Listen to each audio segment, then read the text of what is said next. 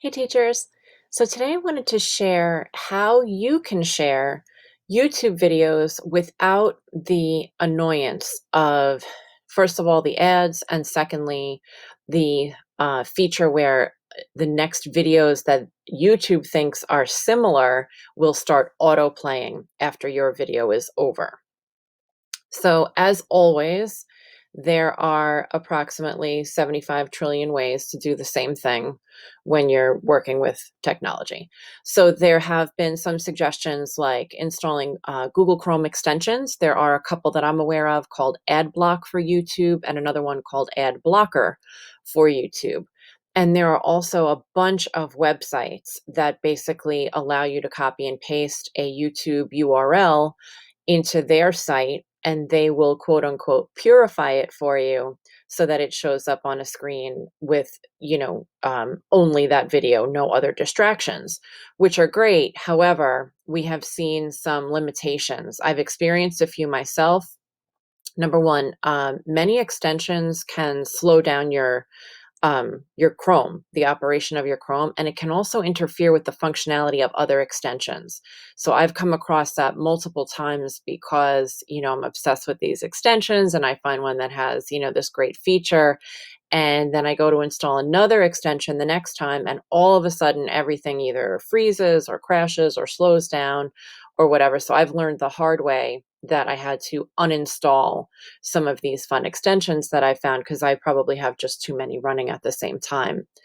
The other thing I have found is that the websites like SafeShare and Watchkin and ViewPure and QuietTube. I used Watchkin last year, and I found, although the site is free, I was limited. I was only able to copy and paste a certain number of YouTube videos per month or per week, and then it would stop working for me, and I would get some strange error message. The other thing that's been happening this year where, so many glitches because there's so much use of all of these digital resources is that some of them, like ViewPure was one recently, that was not 100% foolproof. In fact, it did not eliminate the ads and distractors. And on top of that, it led to a really inappropriate site when it wasn't supposed to do anything like that. So in the middle of class, the teacher is scrambling to, turn things off. So instead, I have a few options. Again, these are not the only options, but you can embed your YouTube video into Google Slides or PowerPoint or even Google Forms.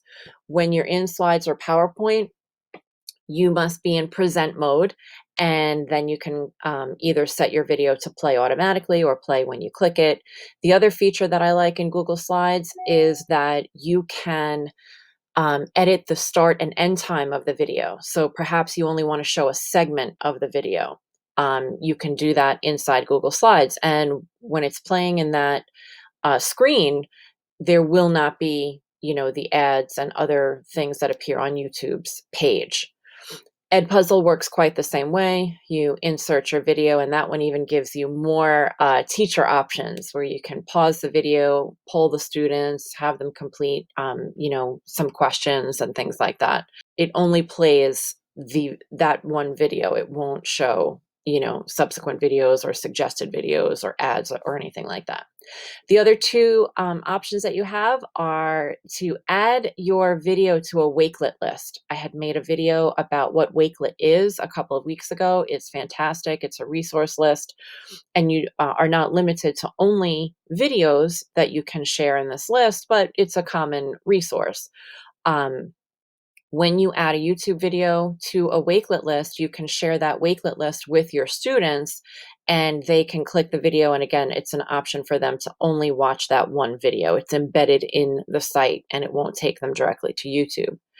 And the other thing you can do is to edit the URL of your YouTube video. I'm sure you're familiar with, how long and how many crazy characters YouTube video URLs have. So what you can do is, I have one open here. Here's one that one of my videos, and you'll see near the end, after that final slash, you'll see the word watch followed by a question mark. So before I just grab this and Control C to copy it, what I'm going to do is click right inside there in between the word watch and the question mark. And I'm going to type underscore popup. And now I'm going to highlight this whole thing and Control C or Command C to copy it.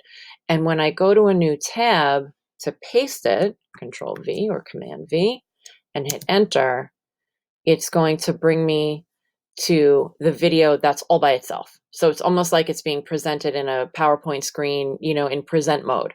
I'm on YouTube, but there are no ads, no subsequent, suggested videos, nothing like that. So really a good option.